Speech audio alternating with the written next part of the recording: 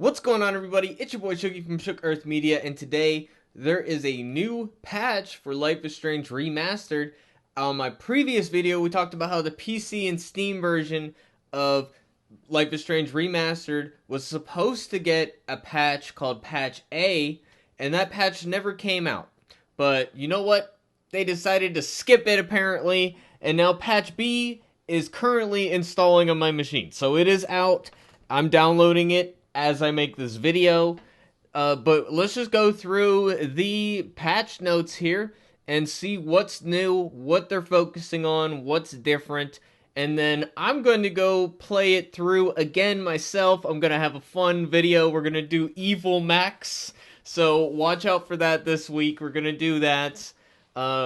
Basically, I had all my playthrough recorded and I started editing it down. I was like, you know what? We could make a better playthrough for entertainment for you guys, because I was too focused on what's different, so we're gonna have something fun. We're gonna do that. But anyways, I'll let you guys know how my experience is with it after I make that video.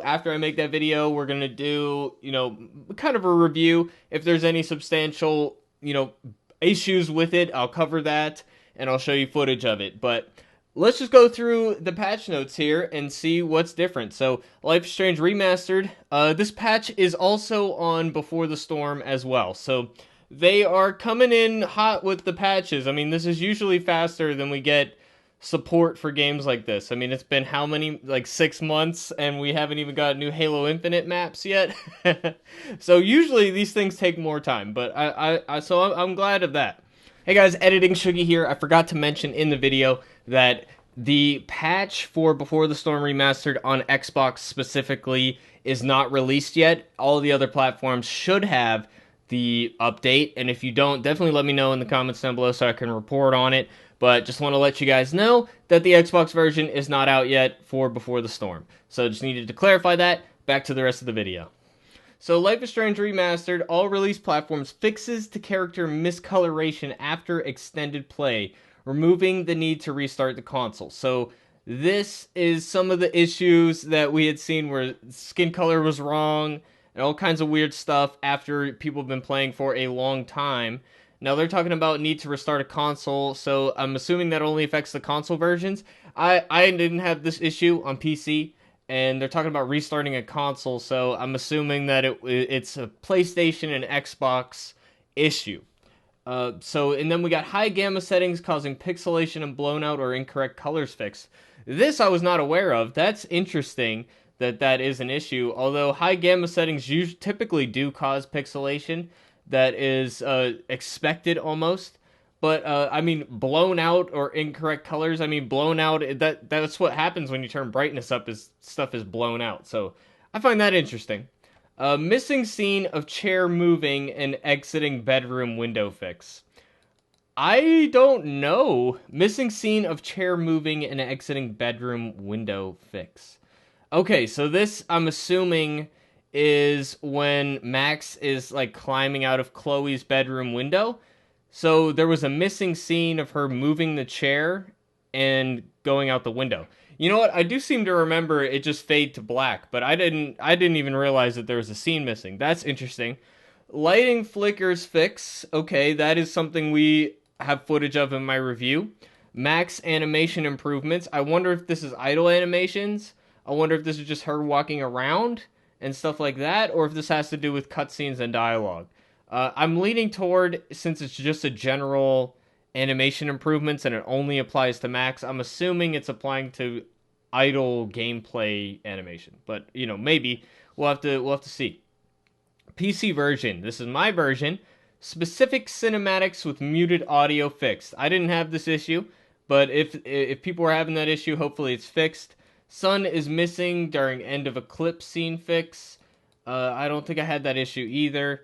Instances of loading screens appearing dark or pixelated. Okay, so none of my issues with the game are addressed in this patch, which it's a bit disappointing. But, honestly, I understand why they would want to fixate on glitches and bugs first. But, honestly, the patch notes so far are a little underwhelming as far as fixes go. No mention of T-posing or anything. PlayStation specific, we got specific cinematics with muted audio fixed. So are they different than the PC version cinematics? So there were different glitches at different parts. I mean, the fact that makes them separate. I mean, you would think that they could just put this in this general section here, since they have the exact same, literally the exact same words. Solar flare causing graphic corruption on main menu fix. That's really weird. Okay, so the sun flaring in the camera caused graphic corruption. I don't even know, what does graphic corruption even mean? And how did they not find that in testing either? Like, that's the main menu we're talking about. Graphical corruption occurs at the edge of screen fix. That would be so annoying. I haven't seen any videos of that, but if that's a real prominent thing, man, that'd be so annoying. And here we got the Stadia version, which, I don't even think they call it Stadia anymore. I think it has a new name now. Yeah, what is that? I don't know. I'm not going to look it up now, but I think they renamed it. It's not a very popular platform, so I'm surprised that they even have a version on there. But specific cinematics with muted audio fix. And again, it's the same exact text, and I would have thought that they would just put it here. But okay, so before the storm, all release platform character discoloration fixes. We saw lots of videos of that.